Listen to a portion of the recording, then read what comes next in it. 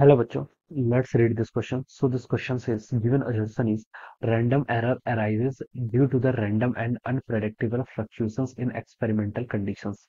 Given reason is random error occurred due to irregularly with respect to the sign and size. Okay, हमें यहाँ पर बताना है कि रैंडम एरर आपके कैसे अकर होते हैं, ठीक है। तो चलिए बच्चों, इस क्वेश्चन का की कॉन्सेप्ट आपका लिख सकते हैं। The key concept of this question is our random error. लिख लीजिए, क्या लिख लीजिए?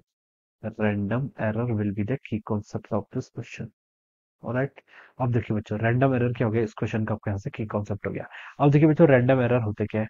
रैंडम एरर देखिए ऐसे एरर होते हैं जो आपके क्या होते हैं कभी जैसे आप देखिए, रैंडम एरर का एग्जांपल हो सकता है जैसे आपने कोई एक्सपेरिमेंट किया, ठीक है। एक्सपेरिमेंट करने के बाद आपने कोई वेइंग मशीन से वेट को मेजर किया, ठीक है। वेट उसमें 1.03 kg था, ठीक है। आपने उसको मिसरीड करके क्या कर लिया, आपने उसको गलत रेट कर लिया, ठीक है। और आपने उसको नोट डाउन कर लिया क्या, 1.01 kg, ठीक है। तो सच टाइप ऑफ जो एरर होते हैं, ठीक है, किसके कारण आ रहा है आपका, ये आपने मिस रीडिंग कर दिया, ठीक है। रीडिंग आपने गलत कर दिया, ठीक है। या फिर देखिए आपने 1.03 kg पढ़ा, उसको रीड किया और उसको नोट करने में 1.03 kg की जगह 1.02 kg कर दिया, ठीक है। तो हम लिख सकते हैं जब उसको हम रिकॉर्ड करेंगे, ठीक है, रिकॉर्ड करते टाइम जो आपका एरर आ गया, ठीक है। तो सच types of error are called our random error. ये एरर किस कैटेगरी में आते हैं? आपके रैंडम एरर में आते हैं, ठीक है। तो ये आपके आपके रैंडम एरर्स में हो जाएंगे, ठीक है। This are the irregularities with respect to the sign and size, ठीक है। तो ऐसा हम यहाँ पर से इसको एक्सप्लेन करके बता सकते हैं, ठीक है।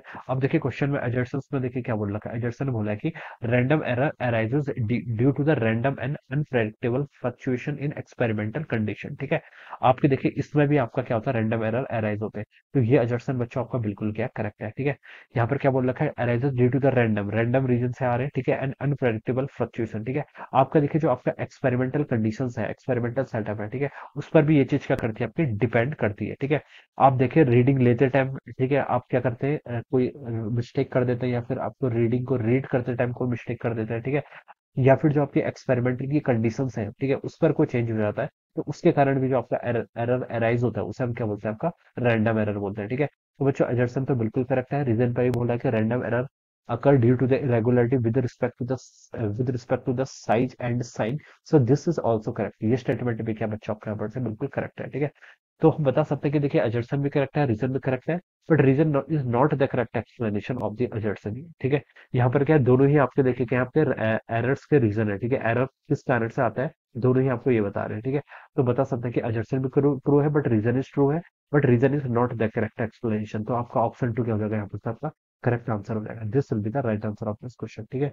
तो ये आपका देखिए बेसिक, ये आपका रैंडम एरर है, बेसिक ऑफ रैंडम एरर।